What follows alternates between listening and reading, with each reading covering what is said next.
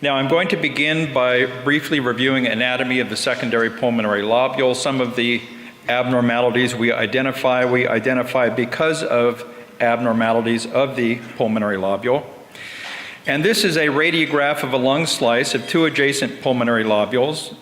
And what we can see are the lobules being marginated by connective tissue interlobular septa. These contain pulmonary vein and lymphatic branches. In the center of the pulmonary lobule is a branching centrilobular artery, and it is large enough to see on high-resolution CT, and adjacent to it is the centrilobular bronchiole, which is too thin-walled to be seen in normal subjects. Pulmonary lobules range from 1 to 2.5 centimeters in diameter and characteristically have this polygonal shape. Now, this is the high-resolution CT finding of interlobular septal thickening. What we identify is a reticular pattern, and we can identify this reticular pattern as due to interlobular septal thickening because the lines we see outline what we can recognize as pulmonary lobules because of their characteristic size and shape. And one of the ways we recognize these as lobules is the centrilobular artery, which is usually visible as a dot or branching structure in the center of what you think is a pulmonary lobule.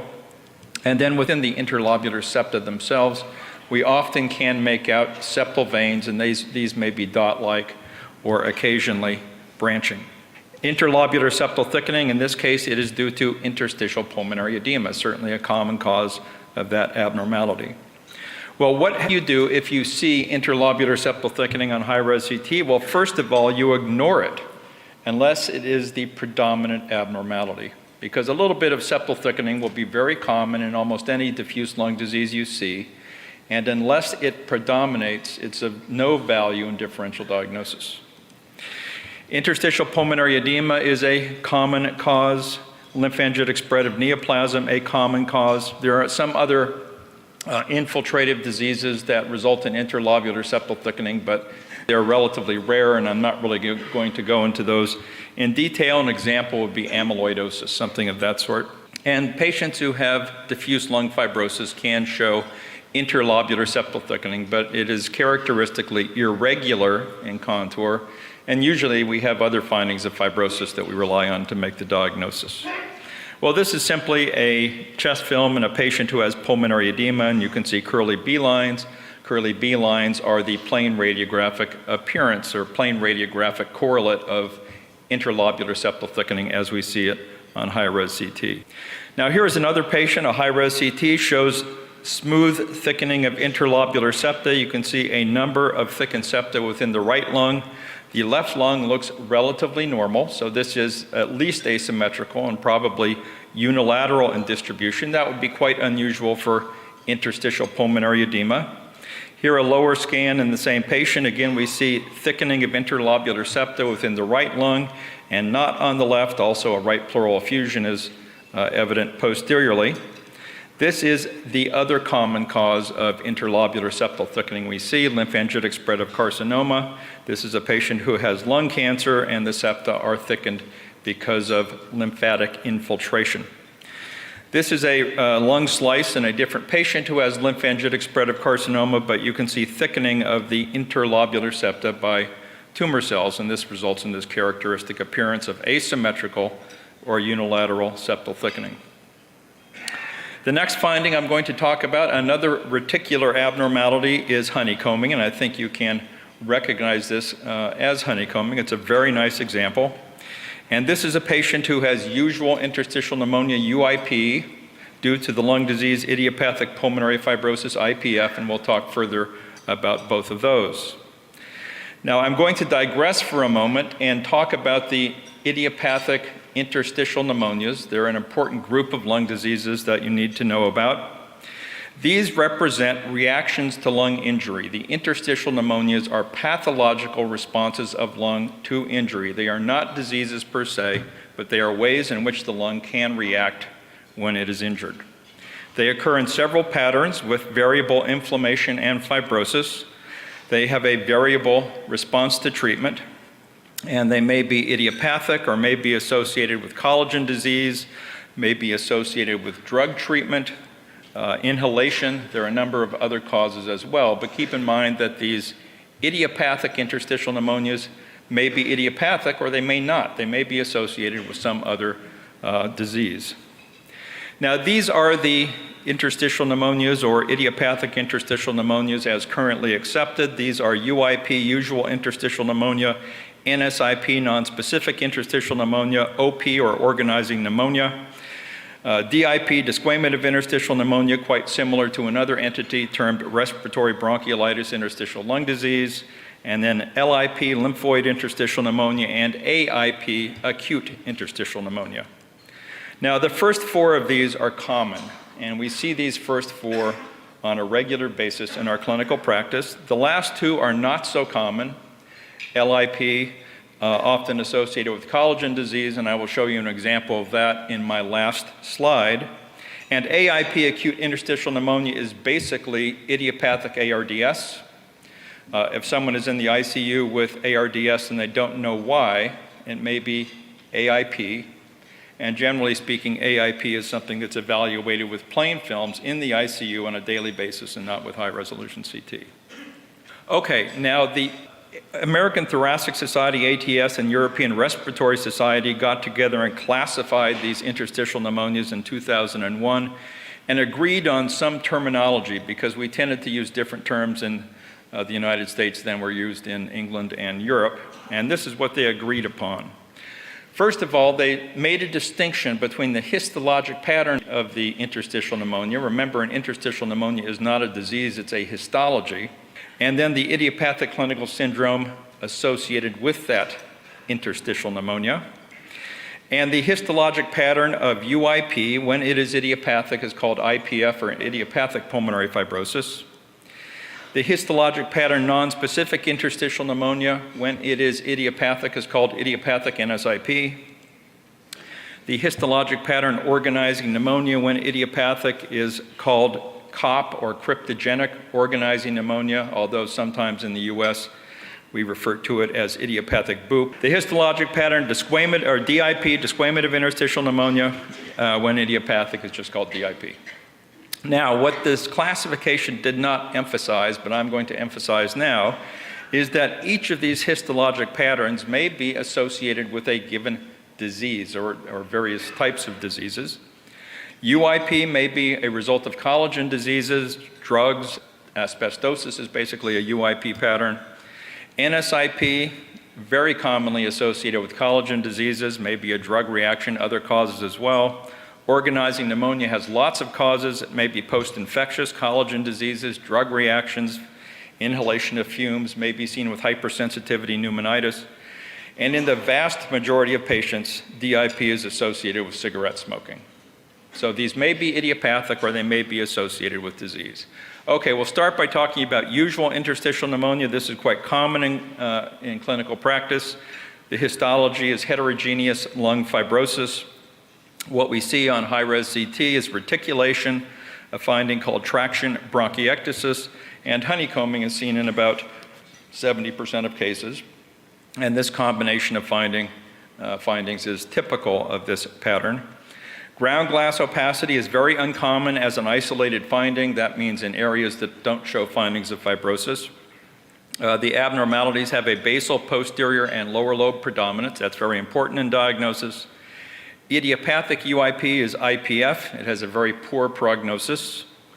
Also, the differential diagnosis, as I have mentioned, collagen diseases, asbestosis, drug fibrosis, end-stage hypersensitivity pneumonitis may be associated with UIP on histology. Now, this is a lung slice, a sagittal lung slice in a patient who has UIP associated with idiopathic pulmonary fibrosis. And what you can see on this path specimen is honeycombing with a posterior lower lobe predominance. This is a lung slice in a patient who has honeycombing, and just to emphasize what this means, honeycombing indicates the presence of cystic lucencies. These are air-containing, these are empty holes, so they should look absolutely black on high-res CT. 3 to 10 millimeters in diameter most of the time, but may be larger or smaller. They must be seen, and I emphasize that, must be seen in a subpleural location, or you can't be sure they are honeycombing. Unless you see these subpleural, they may be something else. Early on, you will only see a few isolated cysts. Later on, cysts occur in several layers, and cysts share walls when numerous. And these have a tendency to occur in clusters, and they're not simply black holes, they have a recognizable wall surrounding them, which is fibrotic.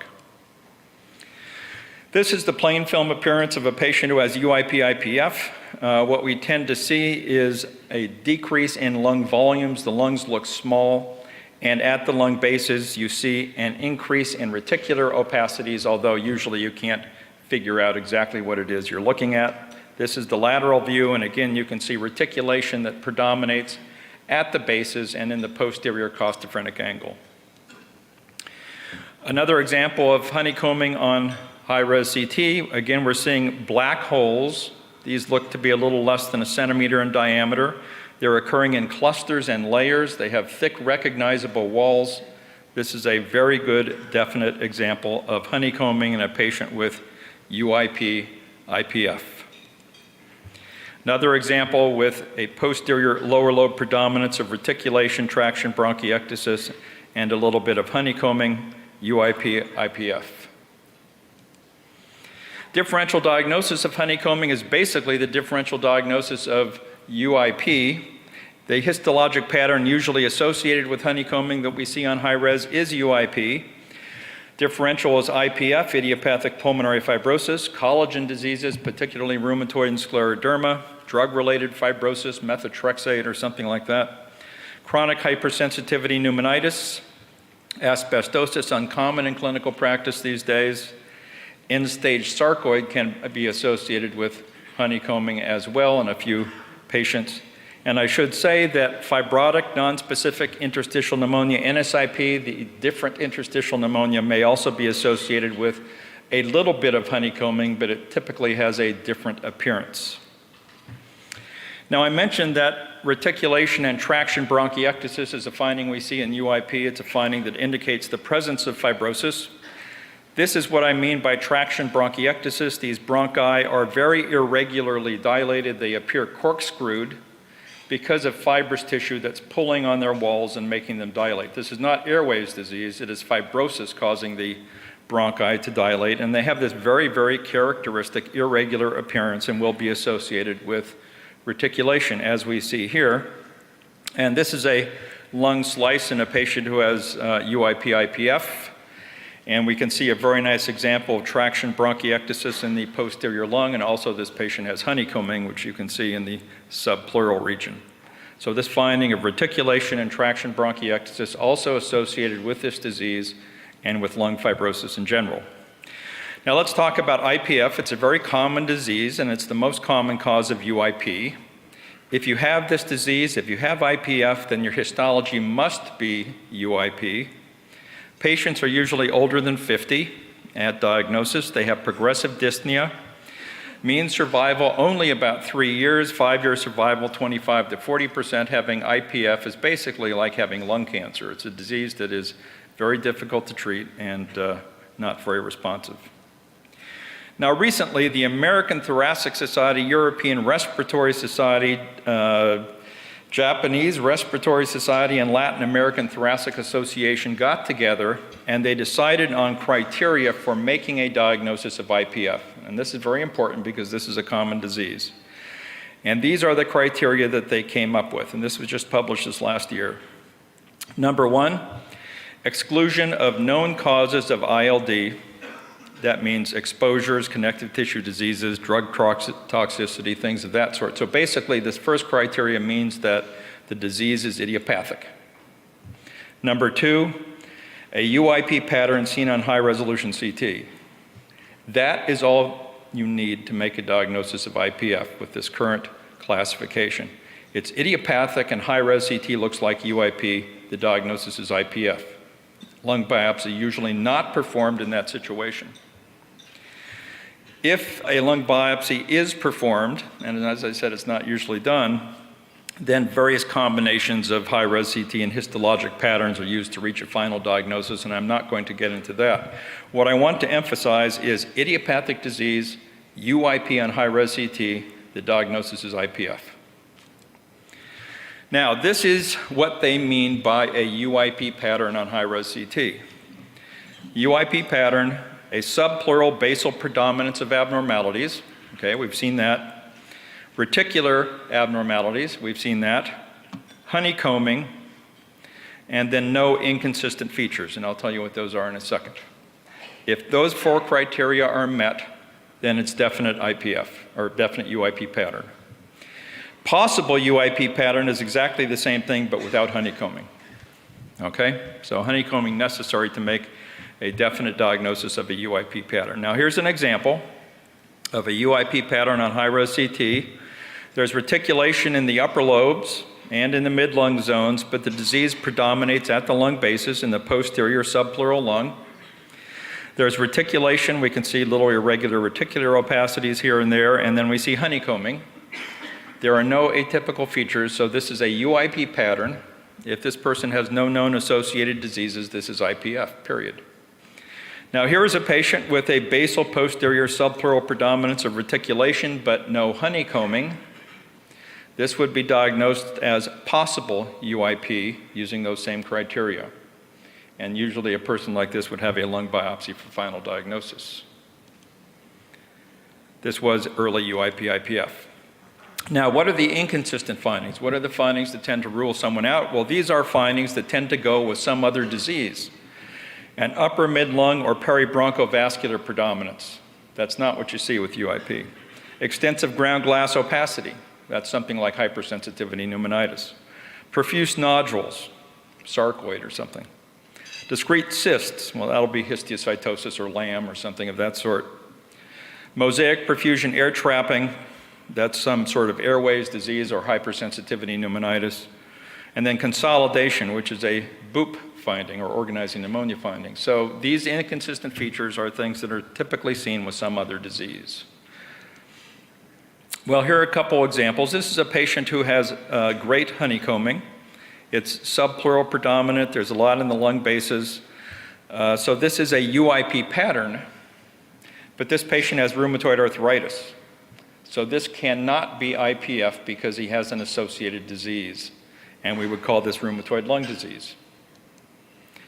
Here is a patient who shows a great example of honeycombing in the lung bases, so that looks like a UIP pattern, but also recognize that he has calcified pleural plaques and he is asbestos exposed. So because he has this exposure, this cannot be IPF, but it is a UIP pattern, and we would call it asbestosis. Okay, nonspecific interstitial pneumonia. This is less common than UIP, and this is a specific entity despite its name. You may have heard at AFIP that NSIP does not exist. That is wrong. NSIP is a real disease. It is a specific pattern despite its name. The histology is homogeneous inflammation or fibrosis, unlike UIP, which is heterogeneous. It occurs in 2 forms, cellular and fibrotic. It's common, very common in patients with collagen vascular disease. Also occurs with drug reactions or may be idiopathic and has a good response to treatment with 5-year survival, 80 to 90%. What we tend to see on high-res CT is ground glass opacity and reticular opacities in some sort of combination, but ground glass is often a predominant feature.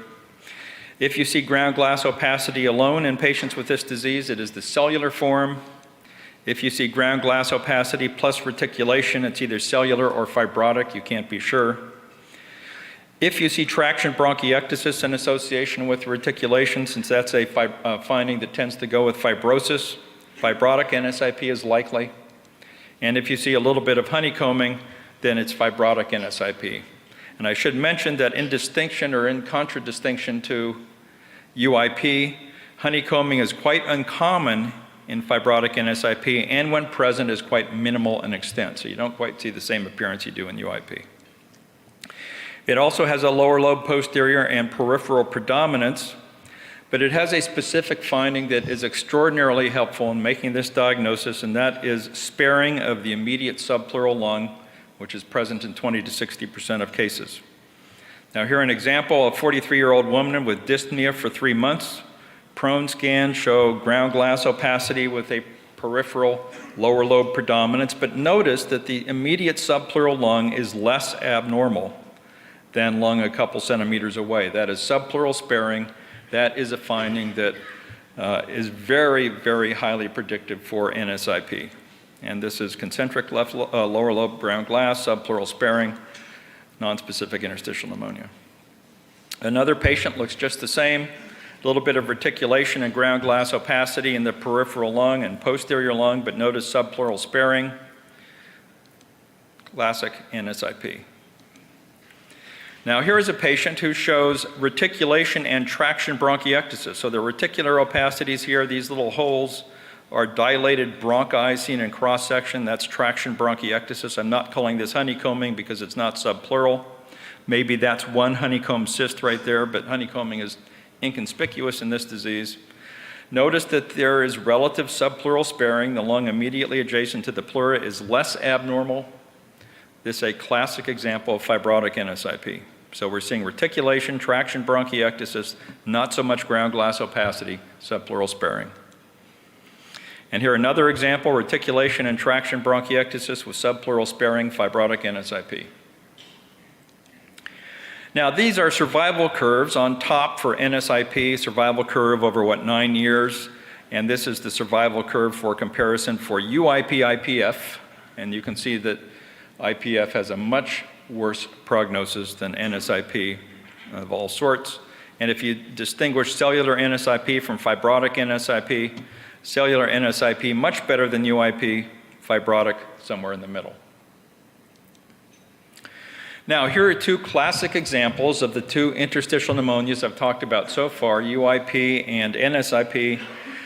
These are the appearances you should look for in trying to distinguish these two diseases. On your left, honeycombing at the lung bases, classic UIP pattern, likely IPF. On your right, we're seeing ground glass opacity with subpleural sparing, classic NSIP. Okay, the third interstitial pneumonia, respiratory bronchiolitis and desquamative interstitial pneumonia, almost all cases related to smoking. Respiratory bronchiolitis is a very common histologic abnormality in smokers. If you have a patient who's a smoker who's getting a lung biopsy, you can bet that they will have RB on biopsy, because all smokers do, basically. If that histologic abnormality is associated with symptoms, it is called respiratory bronchiolitis, interstitial lung disease. If the disease is much more extensive, it's usually called DIP. It's a similar histology, but much more extensive in distribution. DIP, much less common than the other interstitial pneumonias I've talked about so far. I don't see very many cases. Treated with steroids or smoking cessation, and prognosis is good. And you can almost count on the fact that someone who has a diagnosis of DIP will continue smoking and take steroids. Respiratory bronchiolitis and DIP, histology is intraalveolar macrophages with very little fibrosis. Ground glass opacity is what we see. Patchy or centrilobular nodules tend to predominate in patients who have the entity of respiratory bronchiolitis, interstitial lung disease. And ground glass opacity is more diffuse in DIP, maybe patchy or subpleural distribution. It's variable. This is a 56-year-old smoker, and you can see here there's sort of patchy ground glass opacity. Maybe if you use your imagination, you can see that some of these ground glass opacities have a centrilobular predominance. This is respiratory bronchiolitis. Here's a patient with much more extensive ground glass opacity. And these little cysts tend to occur in people that have DIP. I'm not sure exactly what they are, probably areas of air trapping or little nematoceles or something like that. But this is a typical appearance of DIP in a heavy smoker. So if you know your patient is a smoker, these entities are something to consider, but they're not very common, and they don't generally pop up in my differential unless I know the patient is a heavy smoker. Okay, back to high-res CT findings. We'll talk first about consolidation. Consolidation means increased lung opacity with obscuration of underlying vessels, and that is distinguished from ground glass opacity, where the lung is increased in attenuation, but you can still see vessels within the abnormal lung regions. So if it's entirely white, it's consolidation. If you can still see anatomy in the abnormal region, it's ground glass. Differential for consolidation depends on the duration of the patient's symptoms. It's a very simple way to approach it, but it's the way I do it. If the symptoms with consolidation are acute, then you think of pneumonia, pulmonary edema, pulmonary hemorrhage, or diffuse alveolar damage, which is the histology of ARDS. If you see consolidation in patients with chronic symptoms, and by that I mean 6 weeks or more, then I think of organizing pneumonia, chronic eosinophilic pneumonia, and what we used to call diffuse BAC, bronchial-alveolar carcinoma, but the name is in the process to being changed to invasive mucinous adenocarcinoma. That is a change that's occurring.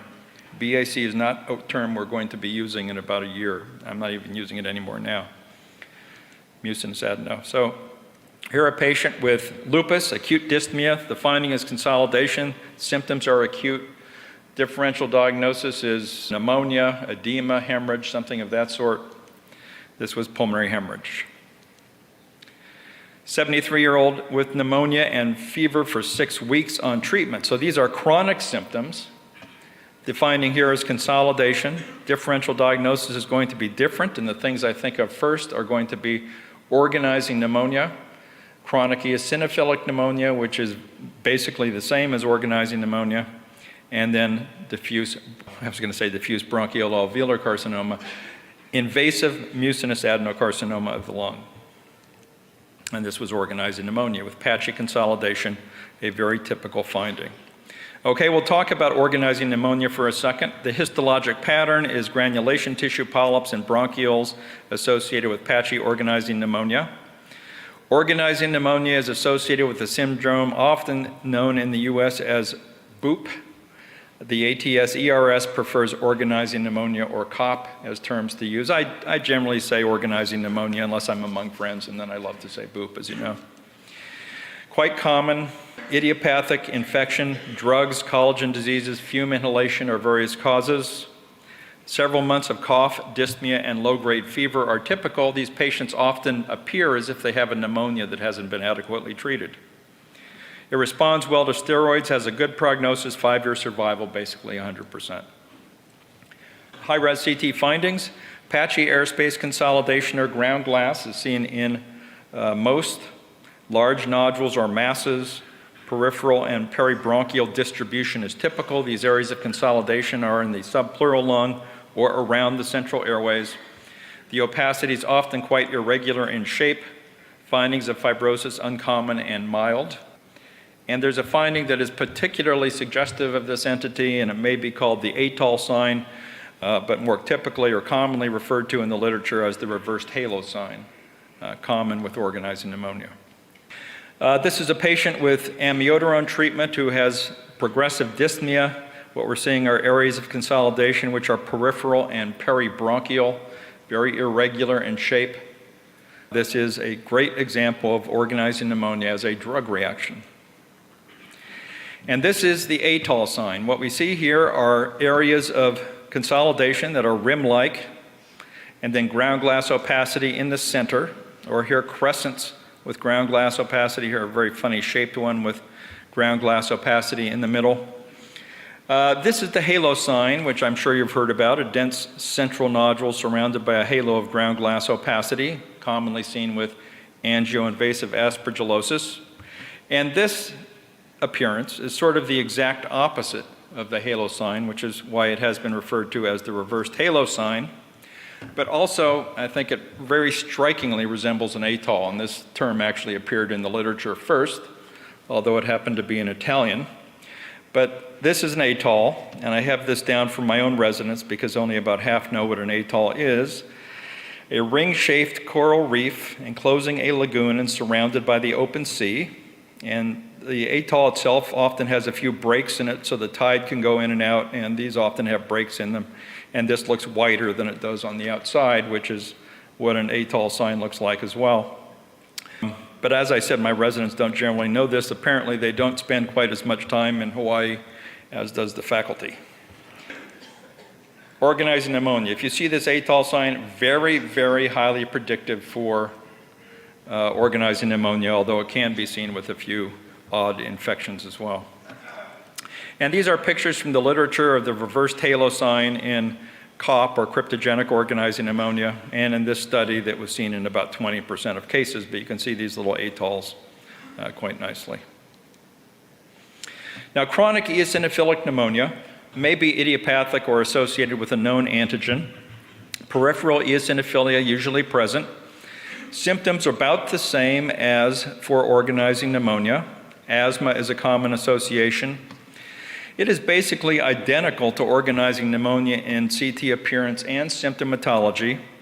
We see peripheral ground glass opacity or consolidation. This tends to have an upper lobe predominance and rapidly responds to steroids. And there's a good deal of overlap histologically and clinically and everything between organizing pneumonia and eosinophilic pneumonia. Some pathologists think they are the same thing, basically, one with eosinophilia and one with less eosinophilia. But keep in mind that this is a different thing that can look exactly the same. This is a patient with 2 months of cough and dyspnea. We see these areas of consolidation, peripheral and peribronchial. Some of these look like they're showing an atoll sign, but this person has a peripheral eosinophilia, and this is chronic eosinophilic pneumonia. Looking exactly the same as organizing pneumonia, and again, these are probably the same thing. And here a patient with months of progressive cough and shortness of breath, a lot of consolidation here on both sides. This is invasive mucinous adenocarcinoma of the lung, again formerly known as BAC, with consolidation. And in patients who have this tumor, what's going on is the tumor grows along alveolar walls with a pattern termed lipidic growth, but the tumor cells produce mucin and fluid, and that fills the alveoli and causes the consolidation that we see on CT. It's not the tumor that causes the consolidation, but the mucin. Okay, this is ground glass opacity.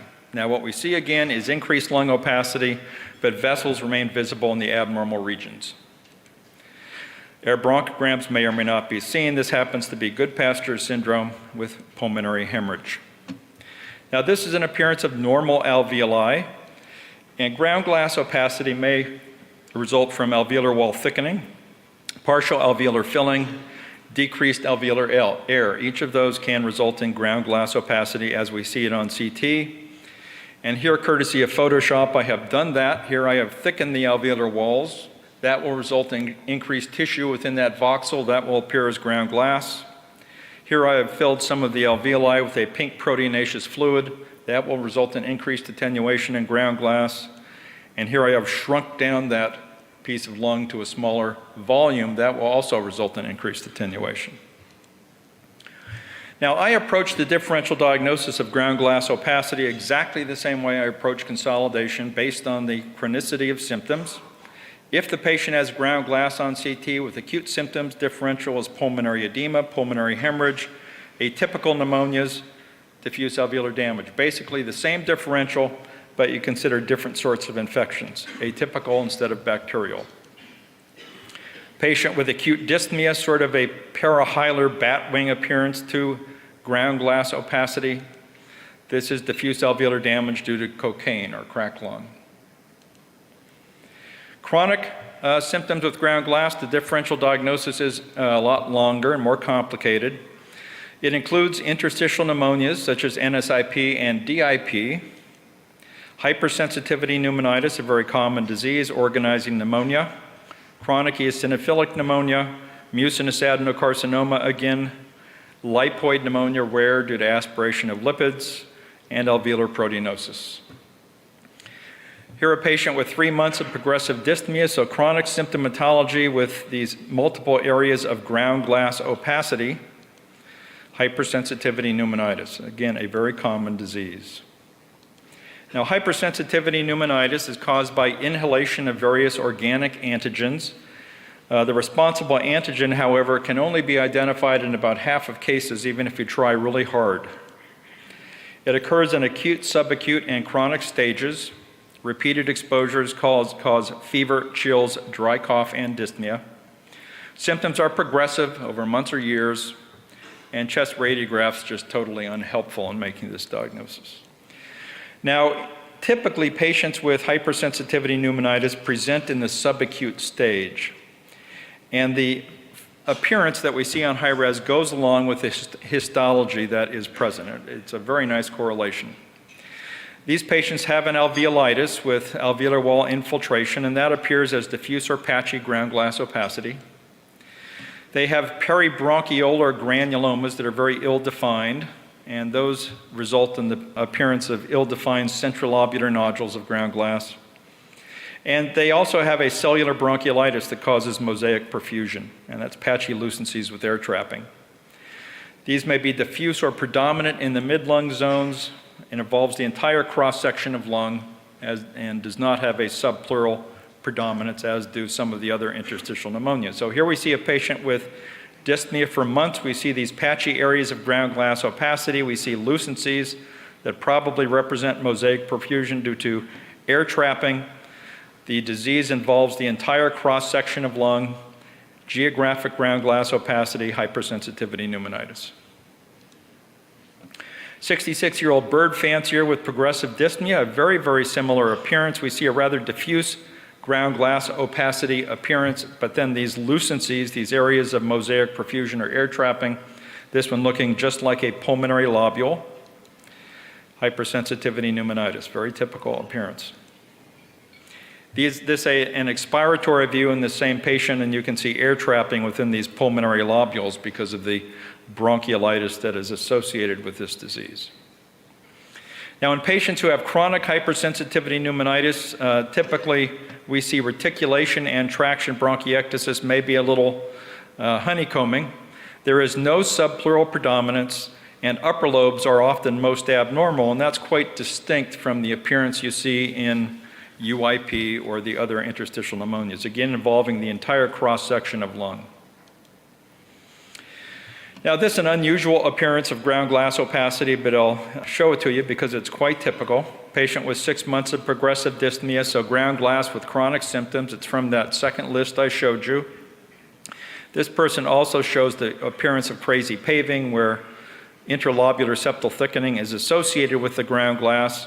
And I should say as a disclaimer that you may see crazy paving in any cause of ground glass opacity, acute or chronic. But the appearance of crazy paving has become associated with alveolar proteinosis because it is a very typical appearance in alveolar proteinosis, but it is a non-specific high-res CT finding. If I see it, I might suggest this diagnosis. Otherwise, I would almost never suggest alveolar proteinosis as a diagnosis in any case I see. Just so rare. This is the histology of alveolar proteinosis, and it goes along with the CT. What we see is filling of those alveoli with a proteinaceous material causing the ground glass, and then that same material accumulates within interlobular septa and causes the crazy paving appearance. Okay, diffuse lung nodules. Now, when we see nodules as the predominant abnormality on CT, we can characterize the nodules into one of 3 specific patterns, and that helps with differential diagnosis. And the 3 patterns are perilymphatic, random, and centrilobular. This is the appearance of a perilymphatic distribution of nodules, and with this pattern, nodules occur in relation to lymphatics. They predominate in 3 places: in the subpleural lung adjacent to fissures and peripherally, adjacent to central bronchi and vessels, or peribronchovascular, and lastly within interlobular septa. So this is the typical distribution and location of nodules with this pattern. Because it occurs, or the nodules occur only in these specific regions, the overall appearance tends to be patchy. Differential diagnosis, sarcoid, almost all, 95% of cases at least are sarcoid. Lymphangitic spread of tumor, silicosis and co-workers pneumoconiosis uncommon, amyloid rare, lymphoid interstitial pneumonia rare. Again, 95% of patients who have a perilymphatic pattern have sarcoid. This is a nice example. Subpleural nodules peripherally, subpleural nodules adjacent to the fissure. This is a photograph of the surface of a lung in a patient with sarcoid, and you can see these subpleural nodules quite easily. Here, peribronchovascular nodules, another typical finding with a perilymphatic pattern and with sarcoid. A lung slice in a patient with sarcoid, the nodules predominate around the central bronchi and vessels. Mediastinal nodes are seen in up to 90% of patients with sarcoid. Hilar nodes also very typical. The nodes are symmetrical and are described as having a 1-2-3 pattern on chest film. I'll show you that. Lung disease is seen on chest film in about half of cases, many more on high-res CT. What we typically see are perilymphatic nodules, most subpleural and peribronchial vascular, with an upper lobe predominance. We see upper lobe masses, big conglomerates of sarcoid nodules associated with little nodules around their outside. Those are satellite nodules, and that has been called the galaxy sign. And later, upper lobe fibrosis, fibrotic masses, and traction bronchiectasis result, along with cysts and emphysema in some patients. So this is the characteristic 1-2-3 pattern of sarcoid, right mediastinal, bilateral hilar. Sometimes you see nodes in the AP window that is sometimes called a 1-2-3-4 pattern, but typical adenopathy in sarcoid. In patient with sarcoid here, we can see a lot of lung disease as well, many nodules in the upper lobes in addition to hilar prominence. A patient with sarcoid here, extensive subpleural and peribronchial vascular nodules and masses, and these are conglomerates of sarcoid granulomas. This appearance with large masses and little nodules around the outside or satellites has been called the galaxy sign and is quite suggestive of this diagnosis. In people that have end-stage sarcoid, basically where you have the active nodules, it all turns into fibrous tissue, and you often get these fibrotic masses in the upper lobes with traction bronchiectasis.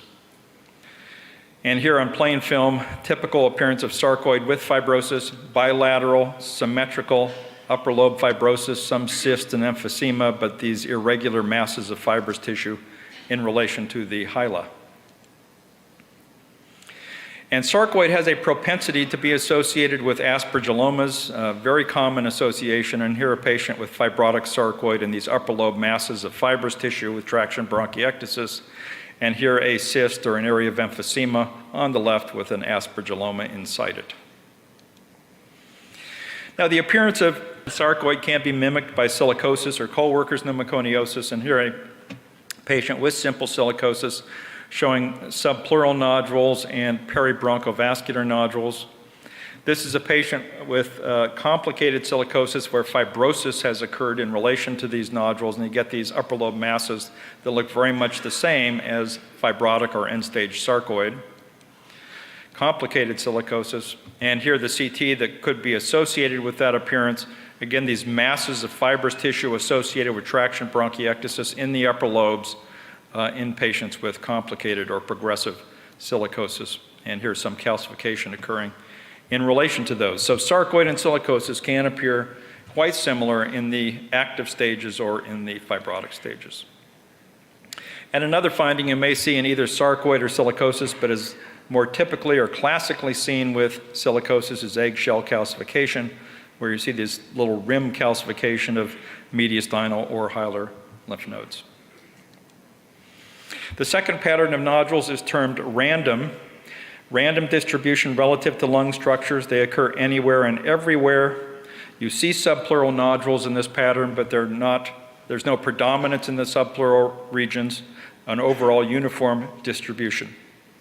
Differential diagnosis is hematogenous disease, miliary tuberculosis, miliary fungal infections, hematogenous METs.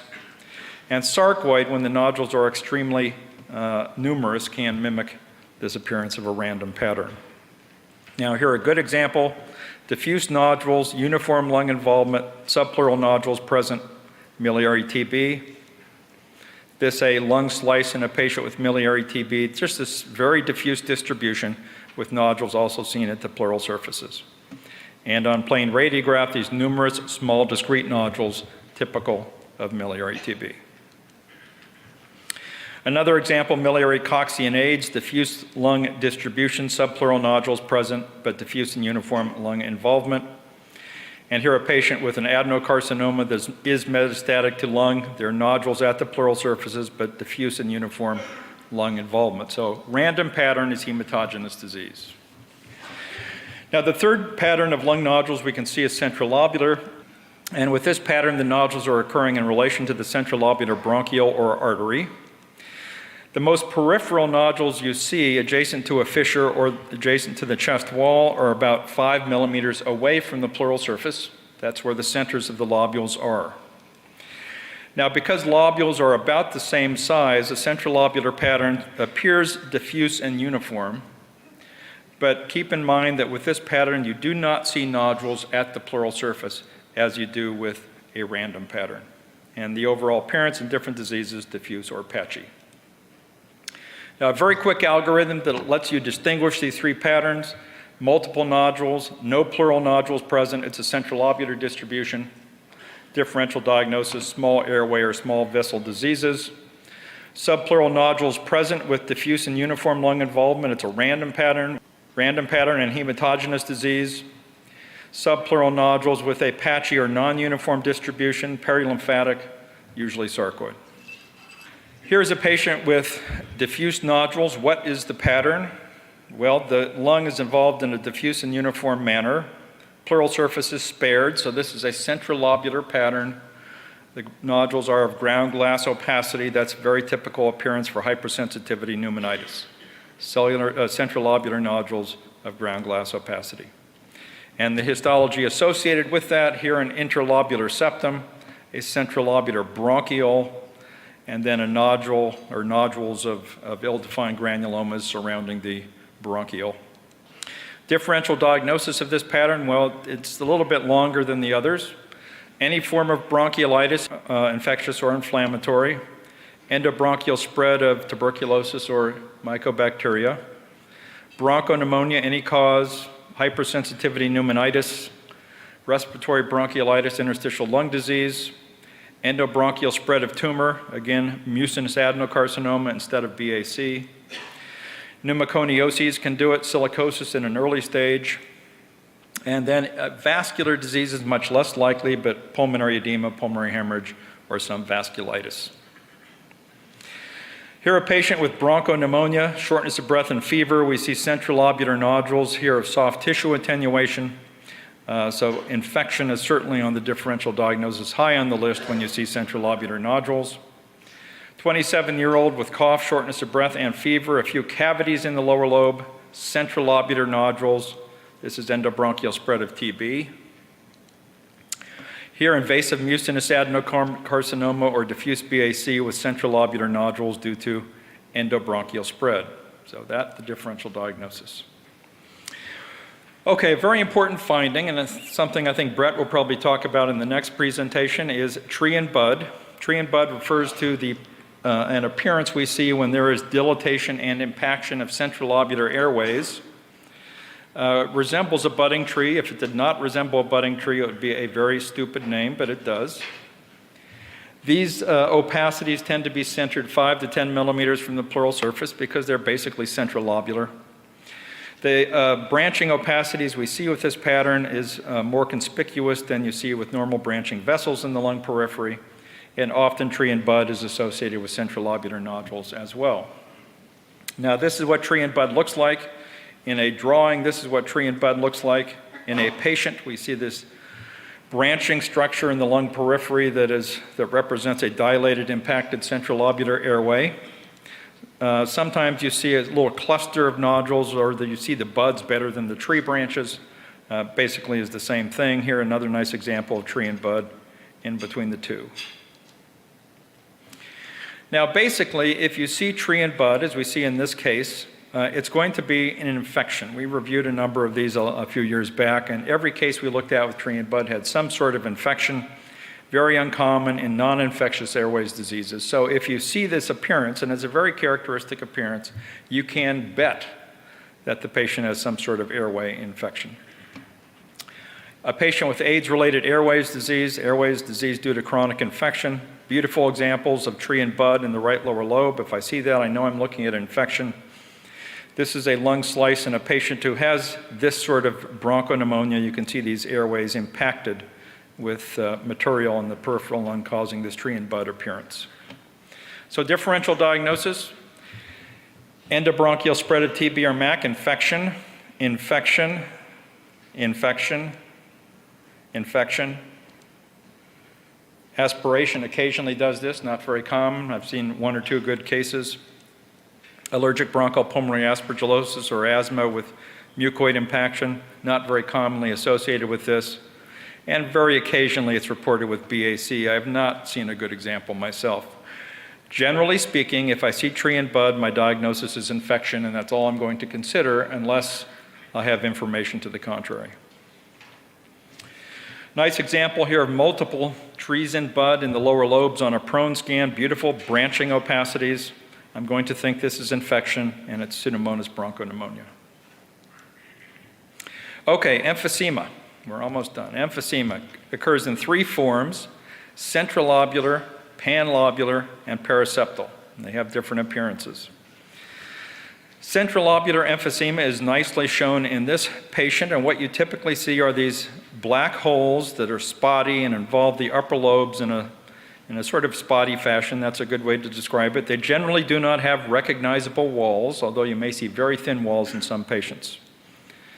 This is the appearance of centrilobular emphysema on a plain film. We see upper lobes, again this is an upper lobe predominant abnormality, that are much too hyperlucent, may be increased in volume as we see here, and have vessels that are very small or spindly. The second type of emphysema is panlobular emphysema. This results in almost total obliteration of pulmonary lobules themselves, and we tend to recognize this as lungs that are too big, too black, and have vessels that are too small. We do not tend to see the same sort of focal abnormalities, focal holes, like you do in centrilobular emphysema, so this may be difficult to diagnose in early cases. Everything just looks too big, too black, vessels too small. On plain film, what you tend to see is emphysema that is diffuse or has a basal predominance. This often associated with a basal predominance on plain film, and you can see the lower lobes are quite lucent. And this is the type of emphysema that's associated with alpha-1 antitrypsin deficiency. The third type of emphysema is paraseptal, and this occurs in the lung periphery, and you have these focal areas of emphysema that basically represent pulmonary lobules.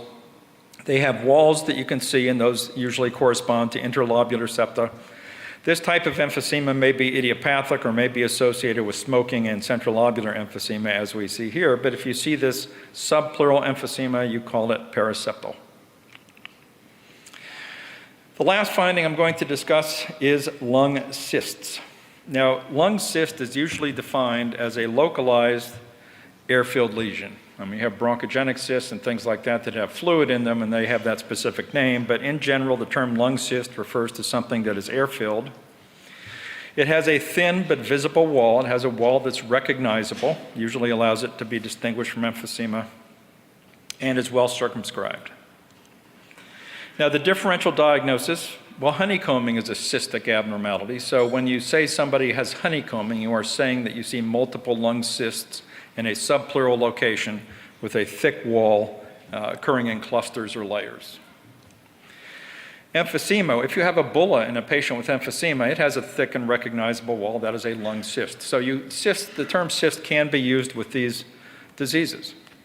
If you have a patient with pneumonia who develops pneumatoceles like PCP, that is, the pneumatoceles are lung cysts. It's just a very general term.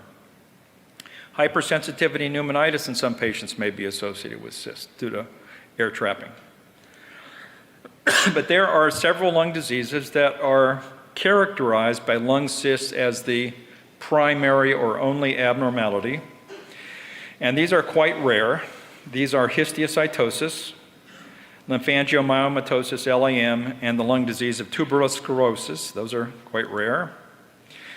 And Sjogren's syndrome or other collagen diseases associated with lymphoid interstitial pneumonia or LIP, also relatively rare. But these are cystic lung diseases, and I'm distinguishing these from these more common causes of lung cysts that we can usually diagnose as what they are. Now, this, first of all, is a patient who has these patchy areas of ground glass opacity, and then multiple lung cysts in the upper lobes, and obviously a pneumothorax, because one of the cysts has popped. And let's say this person has acute symptomatology, which he probably does because he has a pneumo. But if we see ground glass opacity in association with acute symptoms, we think of pulmonary edema, pulmonary hemorrhage, atypical pneumonia. And this patient has AIDS, and this is pneumocystis with nematoceles. So this is a disease we're going to be diagnosing not based on the cysts, but based on the clinical presentation and other findings that we see. This is histiocytosis, again, a primarily cystic lung disease. Thick-walled cysts are seen in this patient, and they're quite typical. And you can see that the cysts are fewer in number and smaller in size at the lung bases, and that's quite typical of histiocytosis. And the cysts also have very irregular shapes, which is characteristic of this disease. So cysts irregular in shape in histiocytosis, thick or thin-walled in different stages of the disease, and you can see that these are thin-walled at the base. There's an upper lobe predominance in size and number. In early cases, you may also see nodules in association with the cysts, and this is a smoking-related disease. Only people that have, in adults who develop histiocytosis that looks like this, the disease is associated with cigarette smoking. Here's another patient, Langerhans histiocytosis. Notice on a plain film we're seeing some upper lobe lucency. The pulmonary hyla are large because this person has pulmonary hypertension associated with this. These are the CT scans. You can see cysts being irregular in shape and larger in the upper lobes than at the lung bases, although the bases are also involved. Langerhans cell histiocytosis. And this is this patient's lung, removed at lung transplantation, and you can see that there are numerous cysts in the upper lobes. Cysts predominate in size and number compared to the lower lobe. This is a 21-year-old smoker with cough. Notice that in this patient we're seeing nodules and we're seeing thick-walled cysts that are rather small in size, and we're seeing a few things you might call cavitary nodules. This is Langerhans cell histiocytosis in an early stage. This is when you're seeing nodules and before the cysts, or just as the cysts are starting to develop. So there's the progression in Langerhans histiocytosis: nodules, cavitary nodules, thin-walled cysts. 35-year-old woman, lungs are large and lucent. This is a high-res CT seen through the upper lobes in this young woman. This is lymphangiomyomatosis, or LAM, with cysts. Lower lobes, cysts are just as big and just as numerous. So characteristic of cysts in LAM, they're round in shape, not irregular like histiocytosis. Usually thin-walled, as we see here. The wall's pretty thin. Diffuse in distribution, both upper and lower lobes. These occur only in women of childbearing age. I have seen one man with LAM. It was associated with tuberous sclerosis. Otherwise, these are all women that are childbearing age, sometimes older. This is not going to go away if you go into menopause. You occasionally present later on, but usually childbearing age. 1% of patients with tuberous sclerosis show this sort of appearance, rarely in men. And here the cysts at baseline, 2 years later, they're bigger and more numerous, and this is her lung at lung transplantation, diffuse lung involvement. And the last case, a 72-year-old woman with Sjogren's syndrome and lymphoid interstitial pneumonia, excuse me, LIP. We see thin-walled cysts, usually in people with this disease, LIP, lymphoid interstitial pneumonia with cysts. The cysts are countable, usually limited to a couple dozen. If I made a resident count these, it would be possible. Not possible with histiocytosis, not possible with LAM, but you can count the cysts typically in a patient with LIP, an association with collagen disease. Cysts round in shape, thin-walled, diffuse, limited in number. A few dozen is quite typical.